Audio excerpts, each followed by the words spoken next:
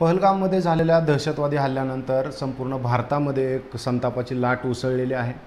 या दहशतवादी हल्ल्याचे अतिशय दूरगामी परिणाम होतील असं सांगण्यात येतं आहे. या हल्ल्यानंतर भारताने कोणत्याही परिस्थितीमध्ये पाकिस्तानकडून बदला घ्यावा, पाकिस्तानवरती काहीतरी कारवाई करावी अशा पद्धतीची मागणी होते. या सगळ्यामध्ये काश्मीरी युवक, काश्मीरी तरुण, काश्मीर हा मुद्दा पुन्हा एकदा चर्चेत आलेला आहे. आणि सरहद संस्थेच्या माध्यमातून पुणे आणि काश्मीर या सगळ्या परिसरामध्ये अतिशय मोठं काम असणारे संजय नहार सर आपल्यासोबत आहेत. त्यांच्याकडून आपण हा सगळा विषय समजून घेऊयात. या हल्ल्याचा कशा पद्धतीनं दूरगामी परिणाम होणार आहे याबाबत आज आपण त्यांच्याशी चर्चा करणार आहोत. सर स्वागत आहे. जो दहशतवादी हल्ला झाला आहे त्या हल्ल्याबाबत तुमची पहिली प्रतिक्रिया काय आहे सर? एक तर तो अत्यंत ज्याला भयानक हा शब्द वापरता येईल की आपण कधी असं गृहीत धरलं नव्हतं की एका निष्पाप माणसांना अशा प्रकारे बळी जावं लागेल. त्यामुळं तो ज्याला एक क्रूरतेची परिसीमा गाठणारा हल्ला असं म्हणते. पण पर्यटकांना ज्या पद्धतीनं लक्ष केलं गेलेलं आहे त्याच्यामुळं खूप एक आक्रोश निर्माण झाला आहे. कारण विषय असा आहे की बऱ्याच आता पर्यटकांच्या नातेवाईकांनी सांगितलं आहे की हिंदू आहेत का नाही हे चेक करून करून तिथं ठार करण्यात आलं लोकांना. हे पूर्वीसुद्धा झालेलं आहे. जेव्हा जेव्हा असे प्रश्न उभे राहतात तेव्हा दोन समाजामध्ये दरी पसरवण्यासाठी पूर्वी पंजाबमध्ये हिंदूंना मारलं जायचं. इंदिरा गांधी म्हणजे वेचायचे की पगडी नाही का, मारून टाकले. काही वेळा तर पगडीवाल्यांनी फक्त पगडी केस कापली, काही काळ कापली तरी त्यांना मारलेले. इंदिरा गांधींच्या हत्येनंतर शिखांना केवळ पगडीवर आहे म्हणून लोकांना मारलं गेलं. 17,000 शीख मारले गेले. आसाममध्ये जसं घडलं, नेल्ली हत्याकांडात घडलं. तर हा एक अजेंडा असतो. तो अजेंडा काय असतो की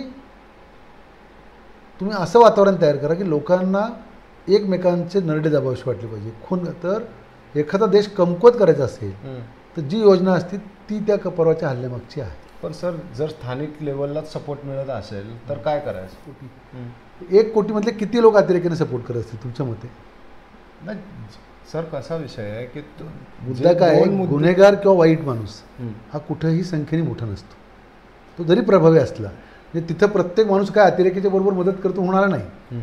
तिथं तुम्ही हे पाहिलं असेल की परदेशी अतिरेकी होते पण मदत करायला स्थानिक लोक पण आले पुढं. अख्खा काश्मीरमधले लोक भारताच्या बाजूने उभे राहिले. मग आपण ते पण पाहिलं पाहिजे. आता काही लोक म्हणतात हजारो कोटी आम्ही खर्च करतो, म्हणजे आपण स्वतःच्याच घरातल्या एखाद्या भावावर काही खर्च केला आपण असं म्हणतो का की अरे मी याच्यावर खूप खर्च केला आणि हा नीट वागत नाही. आई असते ना, आई भारत माता म्हणतो आपण तिला, भारत पिता म्हणतो का? आपण म्हणतो ना काळ्या मातीची लेकुरे आम्ही, आभाळाची आमू लेकरे, काळी माती आई आमूची, म्हणायची जात वेगळी नाही आमचा धर्म, असं गाणं म्हणायचं काय. आणि मग जेव्हा एखादा मुलगा आपण म्हणतो तो अतिरेकी आहे ना, त्याला त्या गावात मदत झाली असेल, असणारच ना. वाईट माणसं समाजात असणारच आहे. तुम्ही एका माणसावरनं शीतावरून भाताची परीक्षा नाही करू शकत. पण सर गेल्या काही दिवसांमध्ये आपण जर बघत असू तर काश्मीरचं चित्र बदलत चाललेलं आहे. म्हणजे काय झालं? म्हणजे सकारात्मकतेच्या दृष्टीनं ते कसं आपण म्हणजे ते कसं मोजतो, कसं लोकांमध्ये मिसळणं त्यांचं वाढलेलं आहे. आधी मिसळलं पद्धतीनं पॉलिटिकली पण आता स्टेबल होत चाललेलं काश्मीर आता आपण आपलं काय आहे, आपली अडचण अशी आहे आपल्याकडं असलेला माहितीचा अभाव ही खूप मोठी गोष्ट. आपण काय करतो की आपल्याला जे वृत्तपत्रात वाचायला मिळतं, जे कोणतरी तोंडी सांगतं किंवा जो प्रचाराचा भाग म्हणून येतं त्याच्यावर आपण आपली मतं ठरवतो. मग जर बदललं होतं तर काल का असं घडलं? बरं काल जर घडलं ते आता अतिरेकी संख्येने किती होते? 5 ते 7 मधले 3 लोकल होते. जे लोकल होते ते 2018 साली एक जण त्यातला तो आदिल नावाचा मुलगा घरातून निघून गेला होता. मी तुम्हाला एक किस्सा सांगतो. माझ्याकडे 2 मुलं आली काश्मीरी आणि मला म्हटलं की आम्हाला शिकायचं, खूप मोठं व्हायचं, आम्हाला 6 बहिणी आहेत. मी म्हटलं की बाबा मी कॉलेजची फी नाही घेणार, राहायची व्यवस्था करतो, पण याच्यापेक्षा जास्त मला काही तुझ्याकडनं. तर काही कारणांनी त्याला पैसे संपू लागले. मग तो यायचा म्हणतो मला जेवणाची व्यवस्था कोणी करेल का? तर आम्ही सांगायचो आता अवघड बाबा. तर तो प्रयत्न खूप केला त्यांनी इथं राहावं म्हणून, पण आम्हाला जे शक्य होतं ती मदत केली आम्ही. कधीतरी आर्ग्युमेंट होतात, चिडतात मुलं, वाद होतात, तर ते कधी होतात, पण तो कधी निगेटिव्ह नव्हता. वर्षभराने अचानक एकदा एक टी व्हीवर बातमी आली की बॉर्डर क्रॉस करताना 2 तरुण मुलं पकडली. तो फोटो पाहिल्यावर आमच्यातला मुलगा म्हणला, ही मुलं तर आपल्याकडे आली होती. घाबरलो, म्हटलं हा मुलगा तर, आणि मग त्या मुलांना पोलिसांनी, आर्मीने पकडलं आणि त्याच मुलांनी आर्मीला इन्फॉर्मर म्हणून सपोर्ट केला. बरं. म्हणजे अतिरेकी कसे जातात, काय जातात. तर त्या आर्मीवाल्याने विचारलं का केला, तर तो अधिकारी मराठी होता. ते म्हटल्यावर महाराष्ट्राने आम्हाला खूप प्रेम दिलं. बरं. मग म्हणे आता काय अडचण झाली, तर म्हणे आता आमच्याकडे काही सोर्स नाही, रोजगार नाही, घरी त्रास होतोय, 6 बहिणी आहेत, शिकू शकत नाही. आता आम्हाला कोणी सांगितलं की पाकिस्तानात गेलं की पैसे मिळतील आपल्याला. म्हणजे हा एकमेव मुद्दा नाही आहे, पण हा एक आहे ना. बरोबर. आता माझ्या मनात विचार काय आला की त्या मुलावर किती खर्च करायला पाहिजे होता, तर 3,000 महिन्याचा. आता याला काउंटर प्रश्न काय केला जाईल की असे लोक इथं पण असतात, तर आहेच ना. म्हणजे असे अनेक प्रश्न. जेव्हा एक मंगेशकर हॉस्पिटलला भारतीय जनता पक्षाच्या आमदारांच्या PAची बायको एक्सपायर झाली, तर किती उद्रेक झाला. आता हेच एखादा तिथं दुसरा कोण मुसलमान असता किंवा दलित असता किंवा गरीब माणूस असता, तर तेवढं ती आली असती का प्रतिक्रिया? नाही. म्हणजे मग लोकांना असं वाटलं की अरे जी माणसं पदावर आहेत, ज्यांना शक्य आहे, ज्यांच्या सत्तेत वावर आहे, जे मंत्रालयात सांगून फोन लावतात, त्यांना सुद्धा या परिस्थितीला तोंड द्यावं लागतं. आपले प्रश्न तेवढे एकमेव आहे का? बरोबर. आता त्या 5 अतिरेक्यांवर शासनाने किती खर्च केला असेल? पाकिस्ताननी 50 लाख रुपये. आपण किती खर्च केला? 50,000 कोटी. बरोबर. म्हणजे ही लढाई, याच्यामध्ये शस्त्रास्त्राचे व्यापारी असतील असं काहीतरी वाटेल का तुम्हाला? विचार करा. बरोबर. असं पण वाटून बघा की याच्यात ज्यांना शस्त्र विकायचे ते आहेत का, ज्यांना भीती दाखवायची ते आहेत का? बरोबर. आता एक देश आहे, त्या देशाचा व्यवसाय शस्त्र विकणं आहे. बरोबर. तर शस्त्रच घेतली नाही समजा मी, बरोबर, तर बिचाराचा देशच चालणार नाही. बरोबर. तर त्यांच्या देश चालवण्यासाठी तरी आपल्याला भांडत राहिलं पाहिजे ना. युद्ध करायला पाहिजे, युद्ध व्हायला पाहिजे. आता गोळीबार नाही झाला, अत्याधुनिक शस्त्र नाही येणार आपल्याला. बरोबर ना सर? मग एक विचारायचं आहे की आता जो हा दहशतवादी हल्ला झाला आहे, गेल्या काही दिवसांमध्ये पर्यटन खूप वाढलं होतं तिथं, आणि आता सीझन सुरू होता तिथं, उन्हाळ्यामध्ये खूप सगळे लोक तिकडे जातात. मला एक साधा सरळ प्रश्न आहे की पर्यटन हा काश्मीरमध्ये एक मोठा व्यवसाय आहे. हा व्यवसाय जर अस्थिर केला तर कुठेतरी काश्मीर पण अस्थिर केलं जाऊ शकतं असं आतंकवाद्यांना वाटत असावं का? त्याच दृष्टीनं हा हल्ला झालेला आहे. हा तुमच्या प्रश्नातच उत्तर आहे ना. हां, हे अभ्यासकांचं काम आहे ना. बरोबर. आता कसं होतं, आपली अडचण काय सांगतो की खरं म्हणजे आपल्याकडं याच्यावर काम करणाऱ्या शास्त्रशुद्ध संस्था पाहिजे. म्हणजे काय, त्या घटनेमागचा हेतू काय. आता आपलं काय अडचण आहे की त्यांचा हेतू आपण सफल करतो. तुम्ही आत्ता काय प्रश्न विचारला की तो हेतू असेल का अस्थिर करायचा. मग अस्थिर करायचा हेतू आपण काय केलं, त्या हेतूला उर्वरित भागातून सपोर्ट केला. बरोबर ना. आता आपण पण सांगायला लागलो आता जाऊच नका त्या, म्हणजे त्यांचा अतिरेक्यांचा पण तोच हेतू आहे. दहशतवाद्यांचा हेतू काय होता? नाही सर, मग अशा लोकांना तुम्ही काय सांगाल की जे म्हणतात की आता आपलं ऐकलं तर काश्मीरवरती सांगा. बहिष्कार टाकूया? नाही सर, चांगली लोक आहेत समाजामध्ये, तुमचं ऐकणारी लोक आहेत. ऐका ना, मला पूर्वी असं वाटायचं. आता काय झालं आहे की एखाद्याची पॉवर असते 5 वॅट आणि लोकांच्या अपेक्षा असतात 5 लाख वॅट. म्हणजे अन्न आजारी निघाले की लोकांना वाटतं देशातला भ्रष्टाचार पहिल्या महिन्याभरात संपून जायला पाहिजे. तर हे बघा, या गोष्टी घडत राहणार आहेत. आमच्या सांगण्याने काही फरक पडणार नाही. जे काय आपण करू ते तपासून घेतलं पाहिजे. ते देशाच्या हिताचं असलं पाहिजे. ते सामान्य माणसाच्या विरोधी असतं कामा नये. जसं आज आपल्या घरातल्या एखाद्या निष्पाप माणसावर हल्ला झाला तर जी आपली भावना आहे तशीच भावना कुठल्याही निष्पाप माणसाच्या कुठल्याही बाजूच्या झाली तरी असणार आहे. असा विचार सामान्य माणसांनी करायचा असतो. लष्कराचे काही विचार वेगळे असतील. लष्कर अतिरेकी जर समोर आला तर लष्कर त्याला न्यूट्रलाइज करायला समर्थ आहे. पण आपली जबाबदारी काय आहे की अतिरेक्यांना मिळणारा पाठिंबा वाढू नये. बरोबर. आज आपण आपल्या वागण्याने काय करतोय की दहशतवाद्यांना पाठिंबा वाढतोय.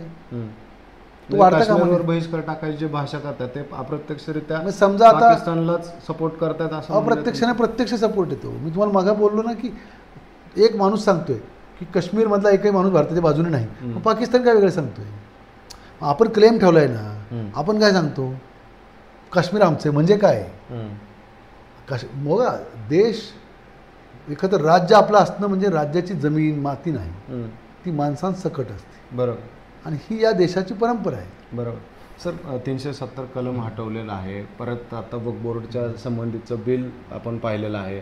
मुर्शिदाबादमधला हिंसाचार पाहिलेला आहे किंवा अजून इतर जे धार्मिक ध्रुवीकरण करणाऱ्या काही घटना घडलेल्या आहेत, या सगळ्याचा परिपाक म्हणून या हल्ल्याकडे पाहिलं जातं आहे असं तुम्हाला वाटतंय का? मला असं वाटत नाही त्याचा एकूण परिपाक आहे, पण ते एकमेव कारण नाही, पण एक अनेक कारणांपैकी ते पण आहे. बरं, आता या हल्ल्यानंतर काही भारत सरकारने पावलं उचललेली आहेत, तुम्हालाही माहिती असतील ती. तर त्यातलं मुख्यतः जे चर्चेमध्ये आहे तर ते सिंधू नदीचं जे पाणी आहे तर ते अडवण्याचं कुठंतरी धोरण आता भारतानं स्वीकारलेलं आहे. जे पाकिस्तानमध्ये जाणारं पाणी आहे त्याला आपण आता अडवणार आहोत. या सगळ्या पावलांचा काश्मीरवरती काय परिणाम होणार आहे आणि आंतरराष्ट्रीयदृष्ट्या काय याच्याकडे तुम्ही कसं पाहताय? त्यासाठी बोलणाऱ्या अभ्यासकांपैकी मी नाही. बरं, मला एक मानवी उदाहरण सांगतो की कोणीतरी मला काल सांगत होतं की पाकिस्तानला भिकारी करून टाकू, त्यांना अन्नदान ठेवणार नाही, खायला मौताद करून टाकू.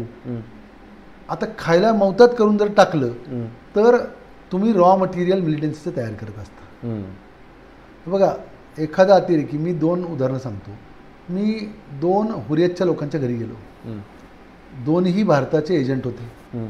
हे कसं कळलं मला, तर ते त्यांचं राहणीमान, AC हे, आणि घरी गेलं तर सुखाची सवय लागली होती.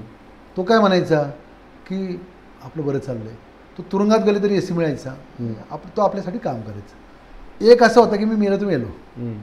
बघा, जो मरायला तयार होतो त्याच्याशी लढणं हे वेगळं असतं.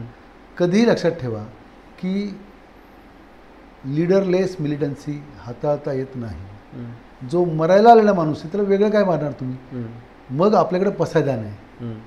आपण काय सांगितलंय की माझी लढाई त्या माणसाच्या मनातल्या विचारांच्या विरुद्ध आहे. बरोबर. जे खळांची व्यंकटी सांडो तया रती म्हटलं ना आपण, तिथं आपण असं म्हटलं का की 2-4 माणसांची मुंडकी उडवा. आपण काय सांगतो की त्याच्या मुंडक्याच्या वर डोक्यात जो मेंदूत विष आहे ते काढू ना आपण. बरोबर ना? बरोबर. तर आपली लढाई त्या माणसाविरुद्ध नाही, त्याच्या मनात आलेल्या विचारांच्या विरुद्ध आहे. हे जोपर्यंत आपण समूह म्हणून मान्य नाही करत तोपर्यंत या घटना अधूनमधून घडत राहणार. सर, तुमचा काश्मीरचा अत्यंत सूक्ष्म असा अभ्यास आहे, खूप चांगला अभ्यास आहे. तर मला सांगा की आता जी सुरक्षेमध्ये चूक झाली आहे, सरकारने ते कबूल केलेले आहे, मात्र तुमच्या दृष्टीने नेमकं काय घडलं, कशा पद्धतीनं तो हल्ला घडला? असं आहे की तुम्ही काय काय करणार. आता पुण्यात 10,000 पोलीस आहे समजा. आता पुण्यात इथं मला माझ्यावर 3 हल्ले झाले, माहिती आहे तुम्हाला? माझ्यावर 3 हल्ले झाले. मला बॉम्ब ब्लास्ट नगरला झाला, मला इथं काही लोकांनी केलं. आता माझ्याबरोबर 2 पोलीस आहे, पण तुम्ही आत आला ना. बरोबर. आता तुम्ही आत आला, तुम्हाला कोणी तपासलं का? नाही. हे प्रॅक्टिकली शक्य आहे का? मी लहानपणी जेव्हा राम जेठमलानींनी धक्कामुक्की केली तेव्हा मी सायकलवर फिरायचो. मी ते उदाहरण एका चॅनलला सांगितलं की माझ्या एकट्यावर सरकारला 6 लाख रुपये वर्षाला खर्च करावा लागायचे. आणि अशा प्रकारच्या घटनांवर 10-10 कोटी रुपये. म्हणजे प्रश्न किती रुपयाचा आहे? तर तो 2,000 रुपयाचा. तुम्ही खर्च किती करता? 10 कोटी. बरोबर ना? आता एक मुलगा म्हटला की मला माझ्या वडिलांना माझ्या समोर आर्मीनी मारलं म्हणून मी अतिरेकी झालो. मला नाही म्हटला, तो कुठल्यातरी चॅनलला मुलाखत आली. बुरहान वानीची तशीच मुलाखत होती. मग जर त्याच्या वडिलांना मारून दुसरा मुलगा अतिरेकी होत असेल तर अतिरेकी होऊ नये म्हणून काय करावं लागेल? याच्यावर पण आपली पॉलिसी बनवायला लागेल. हे बघा, अतिरेकी झाल्यावर म्हणजे डास मारणं ही वेगळी गोष्ट आहे. हे अतिरेकी नावाचे डास आहेत ते मारावेच लागतील, पण नव्यानं डास तयार होणार नाही याची व्यवस्था तयार करावी लागेल. सर, मग पावलं उचलली जात नाहीत का सरकारकडून? जे प्रयत्न केले जातात ते अपुरे आहेत असं तुम्हाला वाटतं? 100% अपुरे. कसे अपुरे आहेत? आता याच्यावर दीर्घ चर्चा करायची वेळ नाही आता.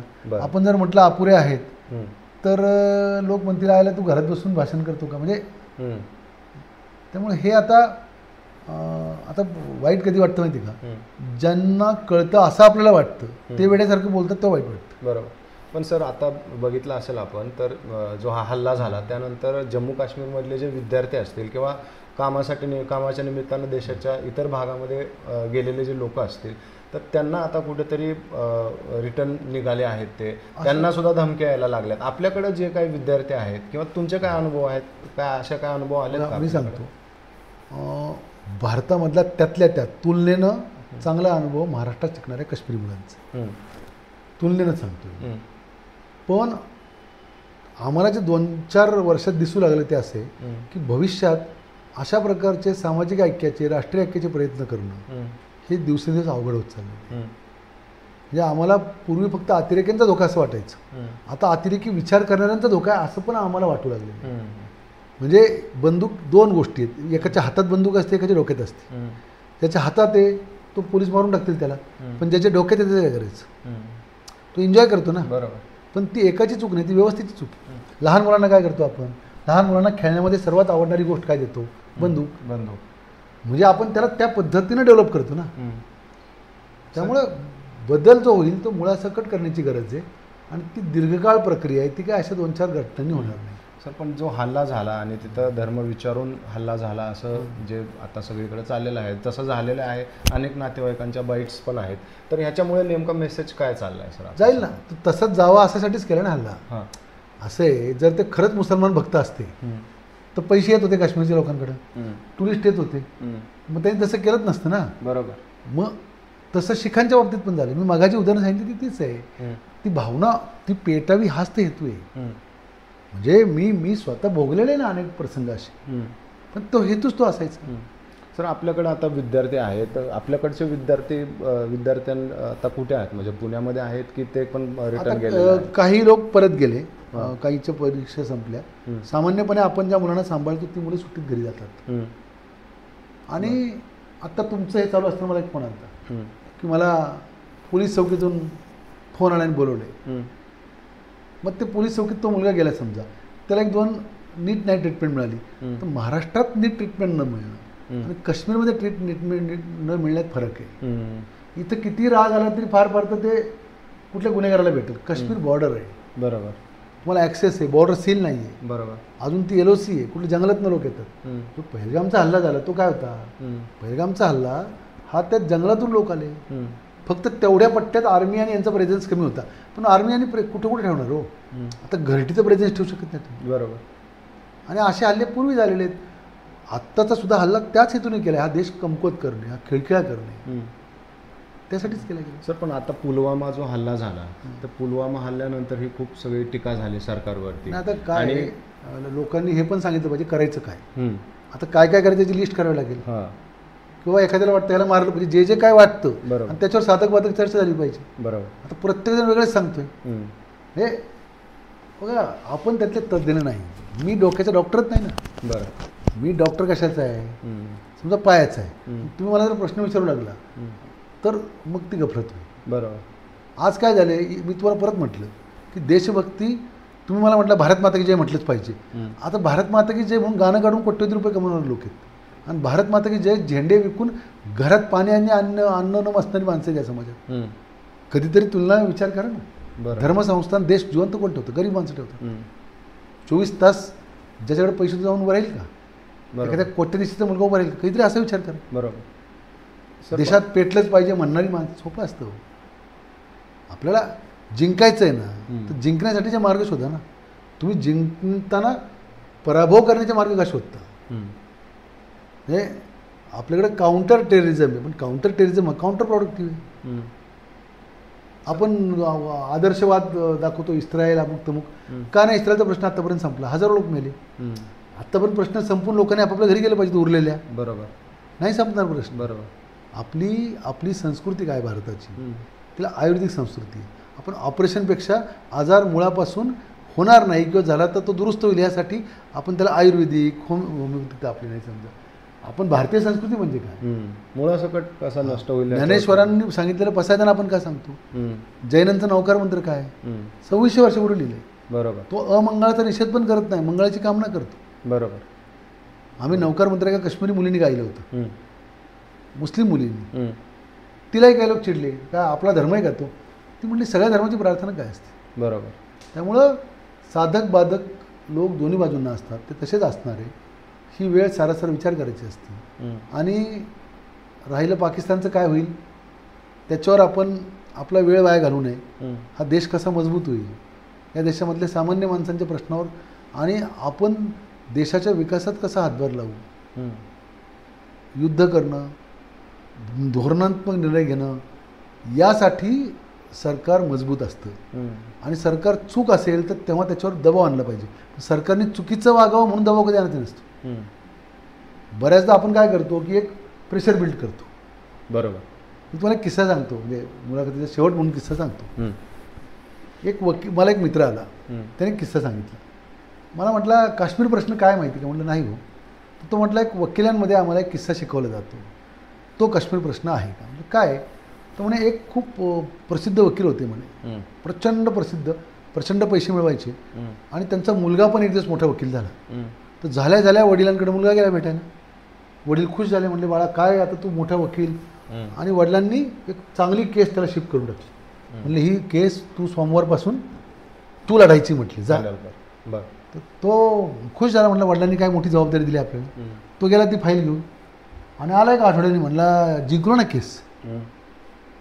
म्हणला तुम्ही जी 10 वर्ष चालवली ती मी 8 दिवसात जिंकली. म्हटलं काय तुमचा उपयोग आहे? वडील म्हणले बाळा मूर्ख आहेस तू. का? अरे मी 10 वर्ष लढवली, का लढवली? काय मी काय वेडा होतो का? म्हटली 8 दिवसात मलाही जिंकता आली असती. हेच तुला मला सांगायचं आहे म्हटले. अच्छा, की मी 10 वर्ष चालवली, तू पण 10 वर्ष पुढे चालवली पाहिजे, तर तू मोठा वकील. ओके, असा कुत्सितपणे सांगितलं असेल. म्हणजे प्रश्न सुटला तर तुझं काय होईल, अशा अवस्था तिथे आहे. असं काही लोकांची किंवा कुणाची असती ना, बरोबर ना? बरोबर. किंवा एखादा प्रश्न सुटला समजा, तर करायचं काय मग? आता समजा 24 तास चॅनलला बातम्या द्यायच्या, बातमी लागेल ना. बरोबर. मी जर्नलिझम केले, बरोबर. मला एक गोष्ट सांगायची पोपची, की एका पेपरला एक दिवस काहीच बातमी नव्हती, संडे मिररला, की नाव कदाचित दुसरं पण असेल. तर तो पत्रकार म्हणला आज काहीच हेडलाईनच नाही राव, म्हणला दिवसभर काही घडलं नाही. तर पोप एका ठिकाणी येणार असतात, तर तो जातो तिथं आणि पोपला चिडवण्याचा प्रयत्न करतो. पोप काय ही या लेवलची माणसं बोलत नसतात, पत्रकार खूप मोठा असतो. आणि तो त्या पोपला म्हणतो की तुम्हाला वेश्यांबद्दल काय वाटतं? पोप उत्तर देत नाही. मग म्हणतो लोकांनी व्यवसाय करू की नाही, तरी पोप उत्तर देत नाही. तो इतका दिवसतो आणि मग परत विचारतो की अहो या शहरात तुम्हाला माहिती आहे का किती वेश्या आहेत? तर तो फक्त विचारतो कुठे आहेत, म्हणजे हाताने विचारतो. तर त्या संडे मिररची हेडलाईन येते, वेश्या कुठे आहेत, पोपचा प्रश्न. त्या दिवशी सर्वात जास्त तो अंक खपतो. म्हणजे या सर्व गोष्टी अत्यंत मुळासह अभ्यास करून दीर्घकालीन धोरण आखण्याची गरज आहे. दहशतवाद असेल, आज आपण इस्रायल, फ्रान्स, अमेरिकेच्या दहशतवादावर बोलतो. आपला दहशतवाद हा छत्रपती शिवाजी महाराज, बिरसा मुंडा, लचित बोरफुकन, गुरु गोविंद सिंग, राणा प्रताप यांनी त्या भागात वेगळा डील केलेला आहे. बरोबर. आता तुम्ही लचित बोरफुकनला इथं डील करू शकता का सेम? बरोबर, नाही करू शकत. अहो आपण इस्रायलचं उदाहरण सांगतो, किती लोकसंख्या इस्रायलची किती आहे? 1 कोटीच्या आसपास असेल. त्याची भौगोलिक व्याप्ती किती मोठी आहे, किती धर्म आहेत तिथं. आणि त्या देशाने म्हणजे जो आपल्याशी तुलनाही करू शकत नाही. आपण काय करतो, पाकिस्तान किती लय मोठा देश आहे का? आपली लोकसंख्या किती आहे? 140 कोटी. चीनची किती आहे? म्हणजे कुस्ती जर झाली समजा तर बरोबरचं पैलवान कोण आहे आपल्याला? पाहिजे ना.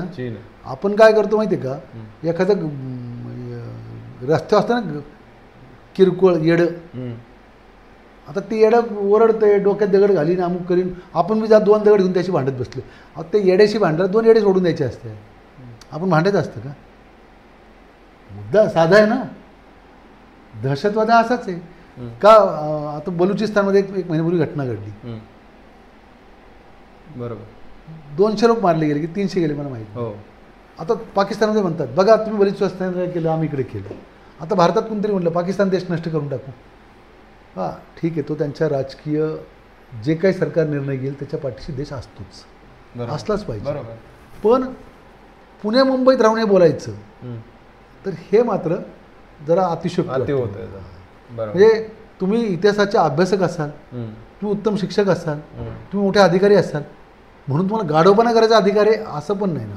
बरोबर. तुमच्याकडनं अपेक्षा समाजाची त्या नीट पाळल्या गेल्या तर अशा दहशतवादी आल्यानंतर ती चूक होऊ नये म्हणून अभ्यास झाला पाहिजे. तर ती चूक झाली पाहिजे म्हणून आपण क्रिया करतो, प्रतिक्रिया करतो, त्या टाळता आले पाहिजे. तितकंच माझं. सर शेवटचा एक प्रश्न आहे. आता जे काय झालेलं आहे ते माहितीच आहे सगळ्यांना.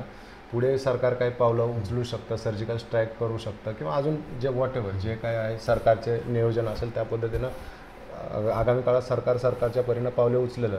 परंतु तुम्ही काश्मीरी युवकांना, महाराष्ट्रातल्या जे सहिष्णुतेनं वागतायत अशा लोकांना काय सांगा? हे बघा, 2 रस्ते आहेत. एक रस्ता आहे पेटवायला निघालेल्या लोकांचा, दुसरा रस्ता आहे विजवायला निघालेल्या लोकांचा. दुसऱ्या रस्त्यावर गर्दी कमी सध्या, म्हणजे तिकडे 500 निघाले, तिकडे आता 5च दिसतील तुम्हाला. आपण रस्ता निवडायचा आहे. आपल्याला आग लावणाऱ्यांच्या यादीत जायचं आहे की आग विझवणाऱ्यांच्या यादीत जायचं आहे. आणि समजा आता काही लोक असा प्रश्न विचारतात आम्हाला की तुमच्या 2 तांब्या पाण्याने एवढी मोठी आग विझणार आहे का?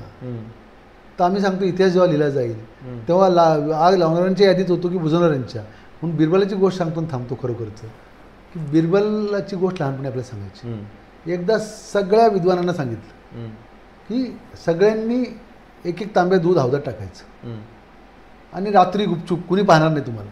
त्यावेळी काही CCTV फुटेज नव्हतं. सगळ्या विद्वानांना काय वाटलं आता सगळे विद्वान दूध टाकणारच आहे, आपण काय तांब्यावर पाण्याने फरक पडते. तर दुर्दैवाने काय झालेलं असतं, सगळ्यांनी असा विचार केल्यामुळं अख्खा होत पाण्याने भरलेलं असतं.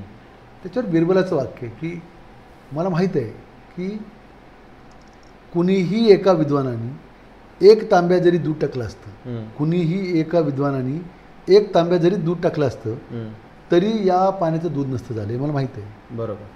तरी या पाण्याचं दूध नसतं झालं. पण एक नक्की आहे की त्या एका तांब्या दुधाने कदाचित या पाण्याचा रंग बदलला असता. 100%. तर आत्ताचे विद्वान जे तांब्या घेऊन पाणी भरून निघालेले आहेत त्यातल्या एखाद्या विद्वानाला जर वाटलं की आपण आपलं दूध टाकू, कदाचित या पाण्याचा रंग बदलेल. ती आमची भूमिका आहे. धन्यवाद सर, अतिशय परखडपणे आणि स्पष्टपणे तुम्ही आपली भूमिका मांडलीत. आशा आहे लवकरच पुन्हा एकदा काश्मीरमध्ये शांतता प्रस्थापित होईल. पुन्हा एकदा आपलं जे स्वर्गाप्रमाणे असणारं काश्मीर आहे ते पुन्हा एकदा आनंददायी आणि त्याच पद्धतीनं सुखदायी असं पुन्हा एकदा लोक त्या ठिकाणी पर्यटनाला जातील आणि आपलं काश्मीर जे आहे ते पुन्हा एकदा त्याच जोमानं त्याच गतीनं पुन्हा एकदा उभं राहील. तुर्तास इथंच थांबूयात. धन्यवाद.